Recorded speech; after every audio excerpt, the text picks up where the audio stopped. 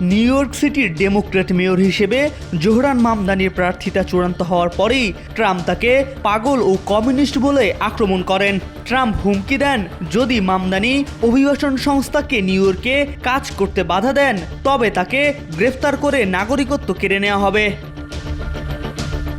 তবে ট্রাম্পের এমন বক্তব্যের কড়া প্রতিক্রিয়া জানিয়েছেন জোহরান মামদানি। মঙ্গলবার এক এক্স পোস্টে মামদানি লিখেছেন, যুক্তরাষ্ট্রের প্রেসিডেন্ট আমাকে গ্রেফতার করার, আমার নাগরিকত্ব কেড়ে নেওয়ার এবং নির্বাসনের হুমকি দিয়েছেন। ট্রাম্পের বক্তব্য কেবল আমাদের গণতন্ত্রের ওপর আক্রমণ নয়, বরং চুপ থাকতে অস্বীকৃতি জানানো প্রতিটি নিউ ইয়র্কবাসীর জন্য একটি সতর্কবার্তাও।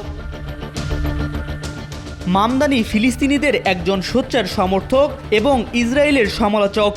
কলেজে থাকাকালীন তিনি প্যালেস্টাইন স্টুডেন্টস ফর জাস্টিসের একটি শাখার সহ-প্রতিষ্ঠা করেন এবং 2023 সালে গাজায় যুদ্ধবিরতির দাবিতে হোয়াইট হাউসের বাইরে অনশন ধর্মঘটে যোগ দেন। ফিলিস্তিন প্রীতির জন্যই মামদানি ট্রাম্পের বিরোধিতার মুখে পড়েছেন বলে মনে করছেন অনেকে। এদিকে মার্কিন আইন প্রণেতা ও রিপাবলিকান রাজনীতিবিদ অ্যান্ডি অগলস মার্কিন অ্যাটর্নি জেনারেল পাম বন্ডির কাছে চিঠি দিয়ে মামদানির বিরুদ্ধে তদন্ত চেয়েছেন। তিনি দাবি করেন, সন্ত্রাসী সমর্থন দেওয়ার জন্য মামদানির নাগরিকত্ব বাতিল করা উচিত। প্রমাণ হিসেবে অগলস উল্লেখ করেন মামদানির লেখা একটি র্যাপ গানের কথা।